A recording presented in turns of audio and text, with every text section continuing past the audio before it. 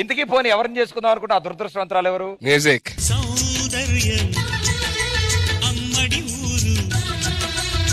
సిగ్గేస్తుంది. ఏంటి సిగ్గుపడి వెనక దాక్కుంటావు? ఒక అమ్మాయిని స్ట్రైట్ గా చూడటం ఫస్ట్ టైం నా వాళ్ళకి. నువ్వు చేసుకోబోయే అమ్మాయి ఈ అమ్మాయి రష్మి. నీకు సుధీర్కి పెళ్ళా? అసలు పెళ్ళంటే ఏంటో తెలుసా? తెలుసు. ఏంటి?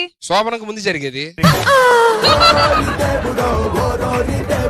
భయ్యా పోనీ 3 ముళ్ళు ఎందుకు కడతారో తెలుసా? 3 రాత్రులు గట్టిగా జరగాలని. 7 అడుగులు ఎందుకు వేస్తారో తెలుసా? ఎందుకు తెలీదు? 7 జన్మలో శోభనం చేసుకుంటే హ్యాపీగా ఉండాలని. జీలకర్ర బెల్లం ఎందుకు పెడతారో తెలుసా? ఫస్ట్ నైట్ రోజు అమ్మాయి అబ్బాయి జీలకర్ర బెల్లం గట్టిగా కలిస్తే ఇంక విడకూడదు అని. పోనీ చివరికి బిందులో ఉంగరం ఎందుకు వేస్తారు తెలుసా? ఫస్ట్ ఉంగరం ఎవడైతే తెస్తారో వాళ్ళే శోభనం గదులకు ముందు వెళ్తారు.